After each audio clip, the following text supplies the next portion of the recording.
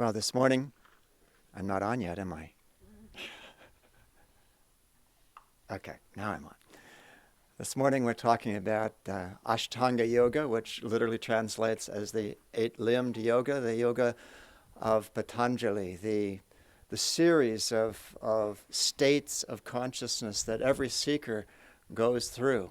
Patanjali wrote about this in his Yoga Sutras as he pulled together the ancient yoga teachings and gave them to us in a very, very condensed form.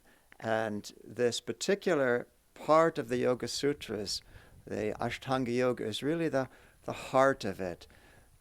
Yogis, of course, associate particular practices with each of these stages, but it's important to realize that we're not talking about practices here. We're talking about states of consciousness.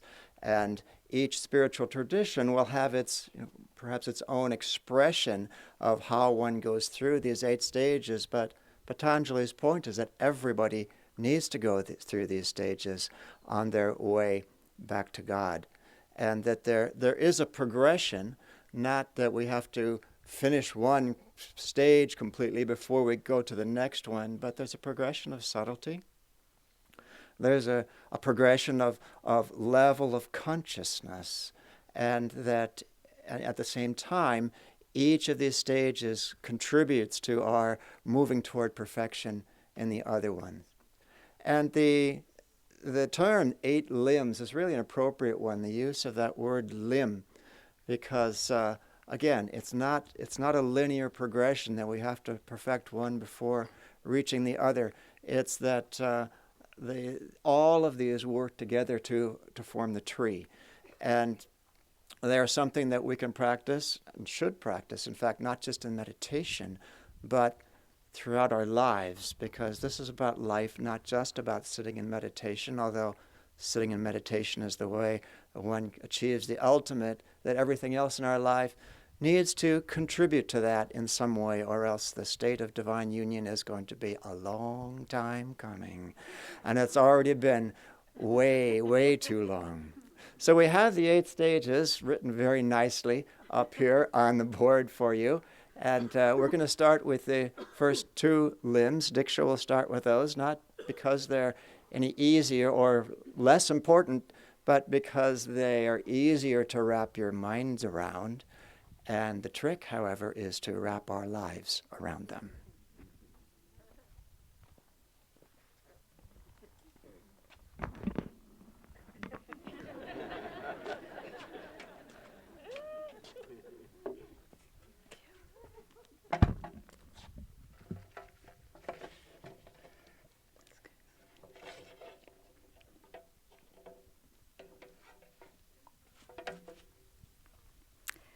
Good morning, everyone. I will be talking, as he said, about the first 2 stages, the yamas and the niyamas.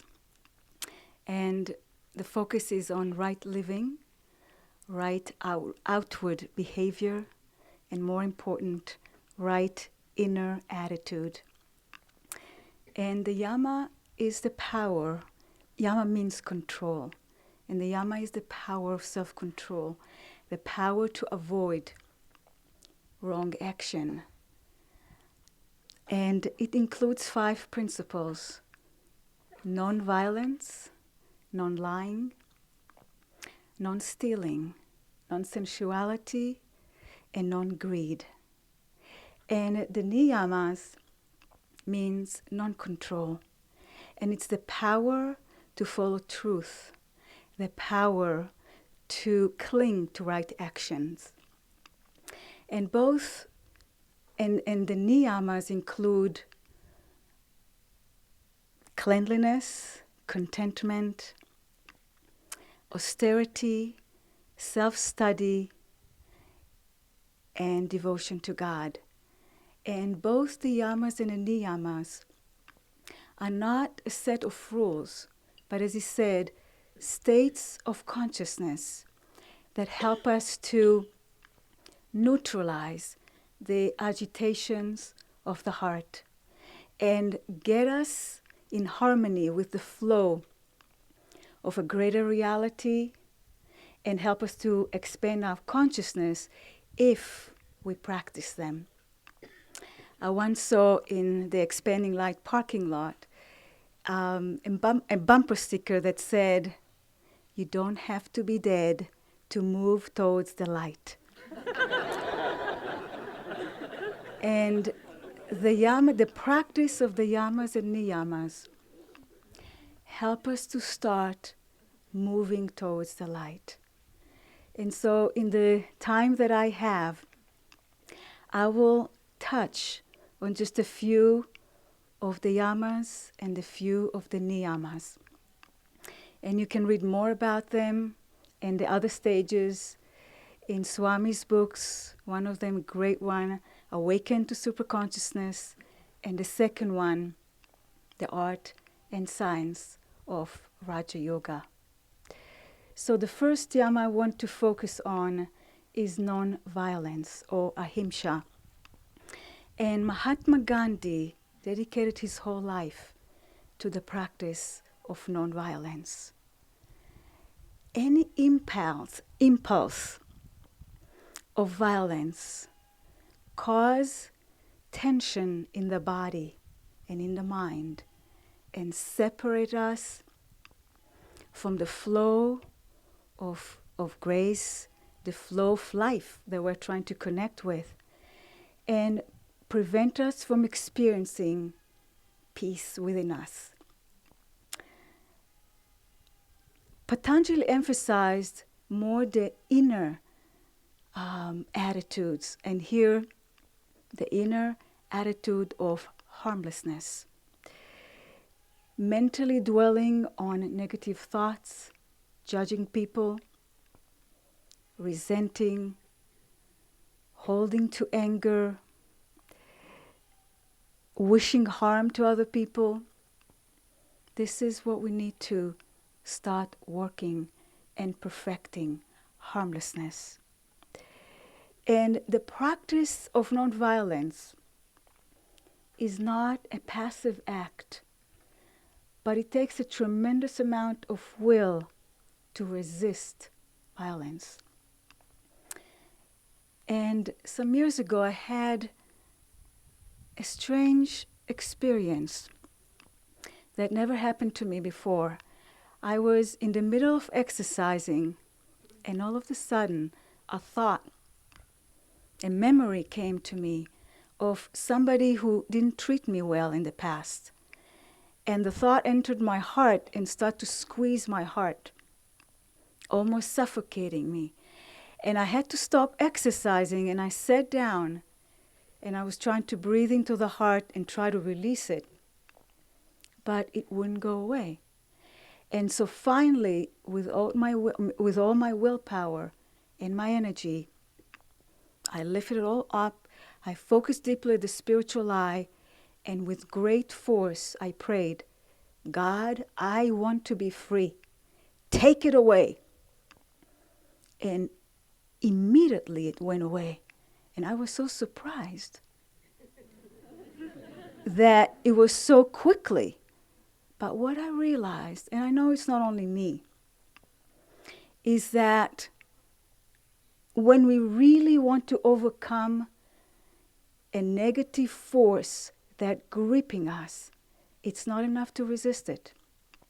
That we have to put an opposite force and offer ourselves fully to God and set the intention of what I want.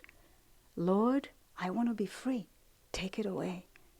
And so God will take it away. But we have to really want that. We cannot be wishy-washy about it. And in your meditation practice, when you notice that seed of negativity, you can use your breath as a purifier.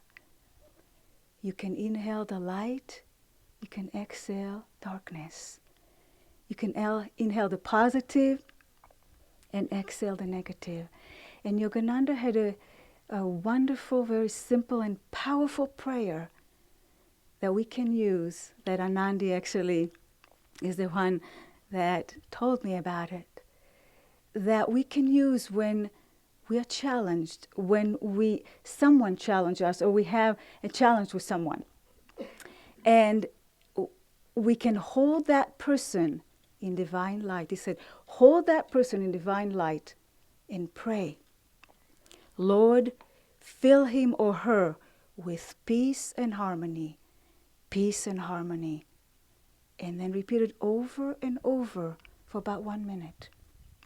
And then focus on yourself and hold yourself in divine light and pray. Lord, fill me with peace and harmony, peace and harmony. And do this for about 15 seconds. He said, if you practice that 5 times a day, it will work. If you practice it 3 or 4 times, it might not work. But 5 times, guaranteed.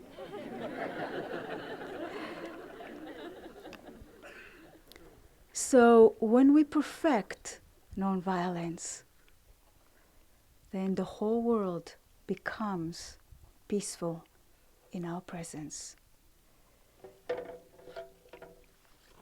The second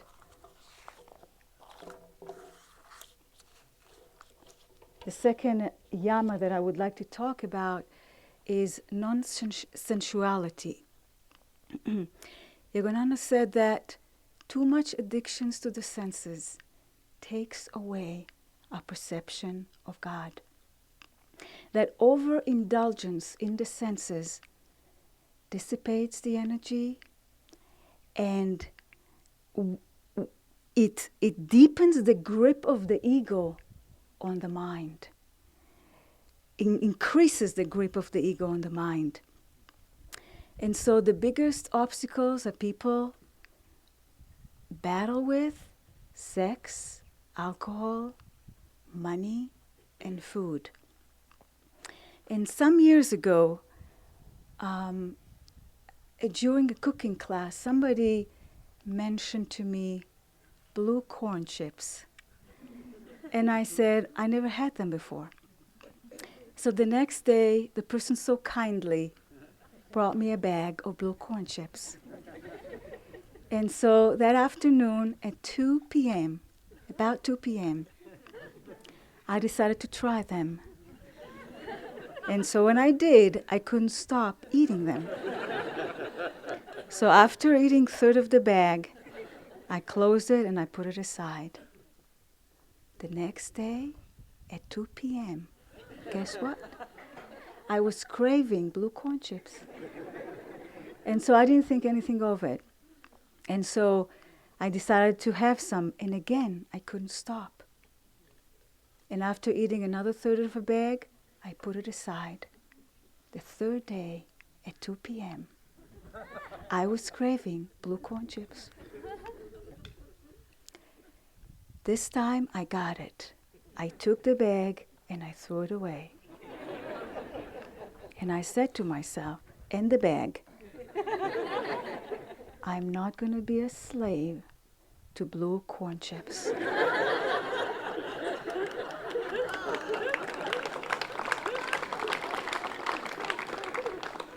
Now, this might be a pathetic example, but yet it's so easy to get hooked into sense pleasures. And it's helpful to pay attention to the difference between enjoyment and indulgence. That every time you have to have it, you can live without it. This is your red flag. So the body should be under our control. It should not control us. And so self-control is the key to mastery. And Patanjali said that we always should keep a certain degree of detachment so we will not be hypnotized by sense stimulations. And so when we master non-sensuality, we gain great mental power and physical, mental clarity and physical power. And the two niyamas that I want to focus on are contentment and devotion to God. Contentment is considered to be the supreme virtue by the yogis. And contentment is the ability to embrace life as it is and to be even-minded and cheerful under all circumstances. And that's not easy to do.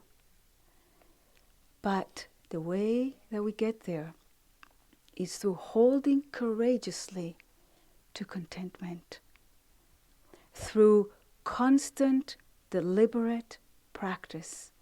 And Yogananda put it in a very simple way, very beautiful. He said, when we are happy when we get what we want, and we are sad when we don't get what we want, and in between we are bored. And when we are bored, we seek distractions. But it's only when we neutralize pleasure, pain, and boredom that we can tap into the true peace. And beyond peace is the state of bliss. So as we try to embrace life as it is, as we hold to contentment courageously, we feel happier. So the mastery of contentment is increasingly inner happiness and realization of the bliss in every atom of creation and beyond. And the last one is devotion to God. And devotion to God really means taking the energy inward from the heart, inward and upward, in complete self-offering to God. It's not about scattering the energy outward in religious rituals and ceremonies. This is one aspect of it. There was a Western man who went to India and saw a little boy, and he said to the boy, "If you show me where God is, I will give you 1 rupee." And the little boy said to him, "If you show me where God is not, I will give you 2 rupees." And so how can we see God behind the veil of the senses, the veil of the material world? We can start by practicing the presence of God, creating a friendship, a divine friendship with God, offering our thoughts, our emotions, our actions, until we get to a point of complete surrender to God. And when we're able to do that, we enter into the ray of divine love, which calls also the indwelling place of infinite consciousness. So I like to end with a story that was told to me a few years ago by a woman, a true story, and she gave me the permission to share it. And this has to do with devotion to God. She was born into a very difficult family. Her father was an alcoholic, very violent and abusive to her. Her mom was angry and unavailable, and she grew up feeling very neglected and unloved. But in her heart, she always loved Mother Mary. And as she grew up as a young woman, starving for love, she went seeking it through sexual relationships with men. But it didn't satisfy her. And after many unhappy relationships, she found a man that was very kind, and they fell in love, and they married. And after 2 years of happiness, he got sick, and he was diagnosed with a chronic and debilitating disease. And she became a caregiver. And for 7 years, she cared for him. And during those 7 years, where he had a lot of physical pain, he became more and more depressed. And one day when she came home, she found him dead. He committed suicide. And so she was in a great emotional turmoil. Nothing in this world meant anything to her anymore. But she turned to God. And she started practicing yoga and meditation, dedicating much of her time to spiritual practices and to seeking truth. And after a few years of deep soul searching and dedication to the spiritual practices, she came to expanding light. And one evening she went to Lahiri Mandir to meditate. And she started by reviewing like a movie her whole life and offering every aspect of it in total surrender to God. And after that, she felt peaceful, and she sat and meditated. And while she was meditating, she had a vision. Divine Mother appeared to her in the form of Mother Mary. And she said to me that she was enveloped in white light, and she held a golden key in her hand. And she knew that the key was to her heart. And Mother Mary was trying to give it to her. And she said, "No, Mother, you keep it. You are in charge of my heart." And Mother Mary said no. She insisted. Said, "You take it." As she handed it to her, Mother Mary said to her, "This is the key. This is your key to unlock the door of your own heart. Your father didn't have that key.